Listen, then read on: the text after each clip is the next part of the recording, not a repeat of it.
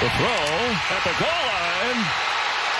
Caught. On week 7, the Jaguars had a brutal ending to their game against the Giants. But before we look at that final play, let's quick recap. Starting off early in the first quarter, the Giants took an early 7-0 lead with an amazing Darius Slayton touchdown reception from a nice pass from Daniel Jones. Honestly, an amazing catch from Slayton to go up and still catch the ball even after bobbling it. But it does almost look like the ball comes free there when he hits the ground. But to me, it still looks like a catch, and the refs ruled it a catch, so it must be a catch. So Darius Slayton, nice catch. On the Jaguars' next possession, Mr. Fumble surprisingly led his team down the field to cap off the drive with a nice touchdown. The Jaguars, with another crumbled season, had nothing to lose and elected to go for 2 and actually got to take an early 8-7 lead. Jacksonville then got the ball back and drove the ball inside the red zone, but unfortunately the drive stalled out. They then knocked in a chip shot field goal to extend their lead to 7-11. New York then dropped the Jags' lead to just 1 after a chip shot field goal of their own. With just over 7 minutes left of the second quarter, Marvin Jones made an insane catch for a first down. Lawrence was like, "Hey man, you caught it? You caught my shitty pass? Thanks, man."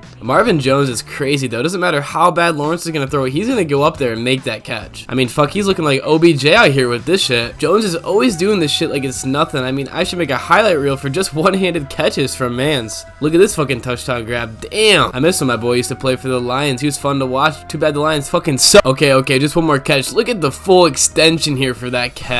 And this ball was hawked by Stafford. Okay, back to the game. Going back to the Jags drive, they got the ball inside the red zone, but Trevor Lawrence gave a PowerPoint presentation to his team on what he does best, which is fumbles, as Trevor Etienne fumbled the ball within the 5. This was a huge break for New York. New York's drive then stalled out inside the red zone once again and took the lead 13-11. Coming out of the half, Trevor Etienne made up for his fumble with a monster run to get the ball deep in the Giants' territory.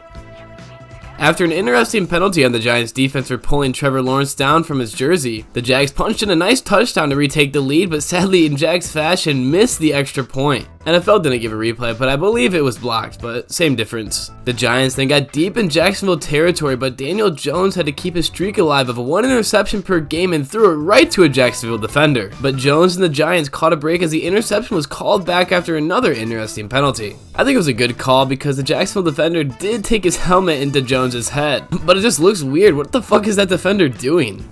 Jacksonville's defense did step up and force a 3rd and 2, which Daniel Jones was forced to throw it away. The Giants elected to go for it on 4th down, but sadly Jones's pass was dropped as he is too strong and threw it way too hard. And as you can see, Jones is pissed as he rips off his helmet straps.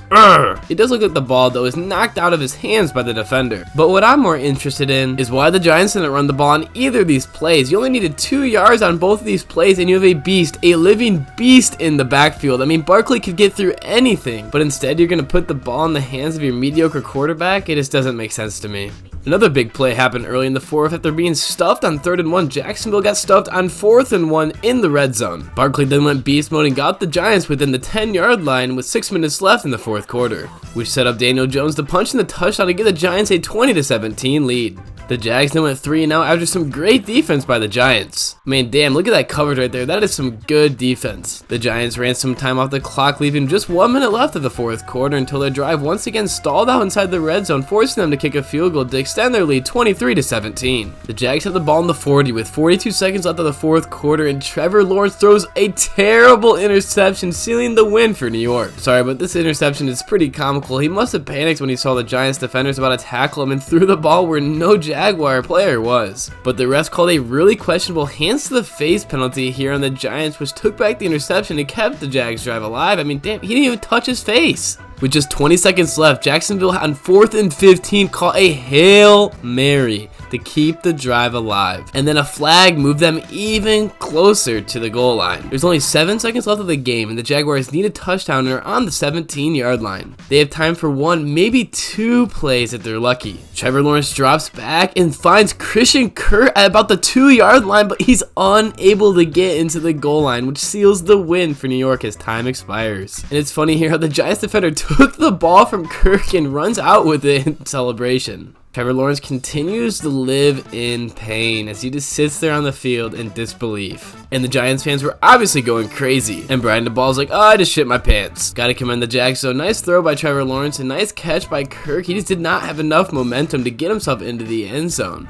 Fuck, this angle shows how close he was. He was just inches away from winning the game. Number 37 here for the Giants really was the one that caught Kirk and forced him out of the end zone. I mean, Kirk is probably going to the end zone here if he doesn't catch him and push him out. Sadly for Lawrence and the Jags, the tough losses continued because in week 8 against the Broncos, just under 4 minutes left of the fourth quarter, Russell Wilson drove his team down the field to take a game-winning touchdown. Also, big boy Russ kind of stepped up and came back a little bit this game. I like how he scrambled there. That's the Russ I like to see. Lawrence got the ball back with just under 2 minutes left with a chance to win the game, but sadly threw an interception, sealing the loss for the Jags. And then there was a Packers fan in the crowd smoking a cigarette. Okay.